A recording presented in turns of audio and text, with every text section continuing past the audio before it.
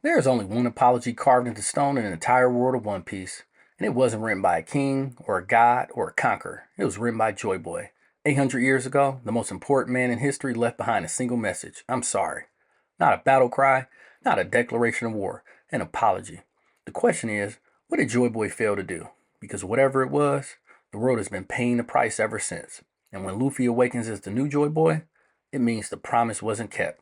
It means the mission wasn't finished, and it means the final war isn't about revenge. It's about fulfillment. Joy Boy lived during the Void Century, the century the world government erased, which already tells you something terrifying. They didn't just defeat him, they deleted him. His name survived only on one poneglyph, hidden deep beneath the sea in Fishman Island. And the message wasn't political. It wasn't strategic. It was personal.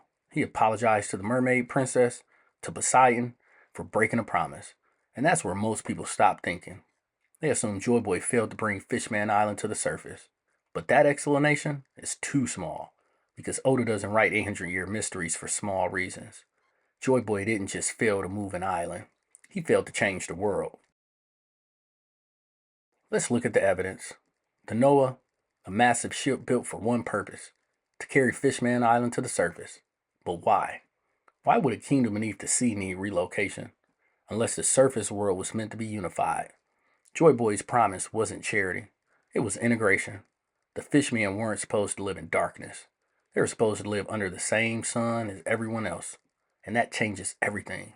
Because that means Joy Boy's mission wasn't about saving one island.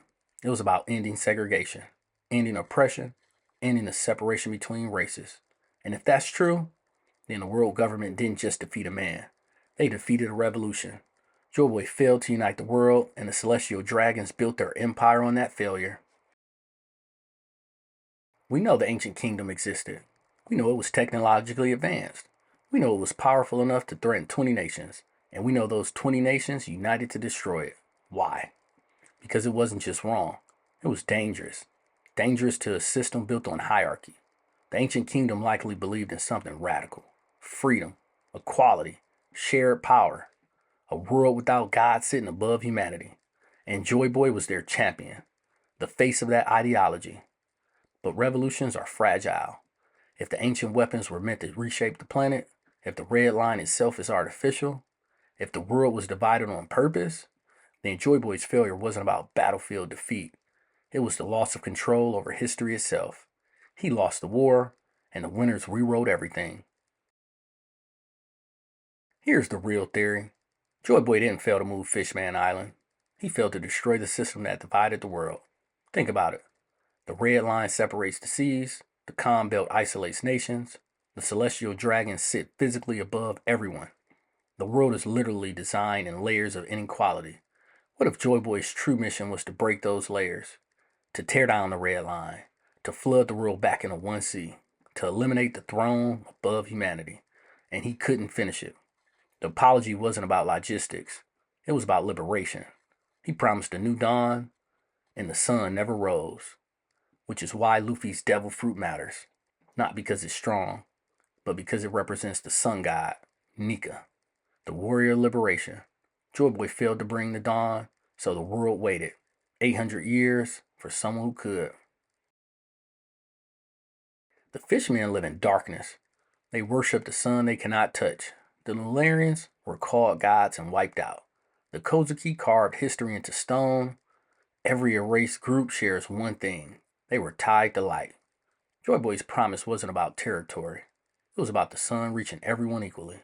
And that's why the final saga feels different. Because the pieces are moving again. The ancient weapons are awakening. The revolutionary army is targeting Marie Joie. The throne has been revealed. And Luffy, the embodiment of freedom, is marching toward the heart of the system. Not to conquer it, but to break it.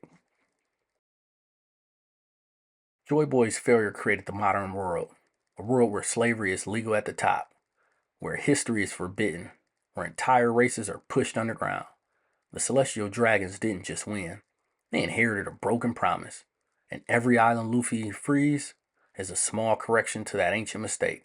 Alabasta, Dressrosa, Wano, Fishman Island. He's not just defeating villains. He's undoing 800 years of damage, piece by piece, until the promise can finally be kept. Joy Boy didn't fail forever. He failed temporarily, because promises carved into stone don't disappear. They wait. And when Zunisha heard the drums of liberation, it didn't say a new hero has arrived. It said Joy Boy has returned. Not reborn, returned. Because the will never died. The dream never vanished. The apology was never the end. It was a message to the future. And now the future is here. The final war won't be about treasure. It will be about finishing what Joy Boy started. Tearing down the throne, breaking the red line, uniting the seas, and finally bringing the dawn to a world that has lived in artificial night for 800 years. So here's the real question. If Joy Boy's promise was to unite the world, who do you think has to be destroyed for that to happen? The red line? Marie Joie? The throne itself? Drop your theory below. And if you want more deep One Piece breakdowns that connect ancient history to the final saga, subscribe, because the dawn isn't coming quietly, it's coming with the war.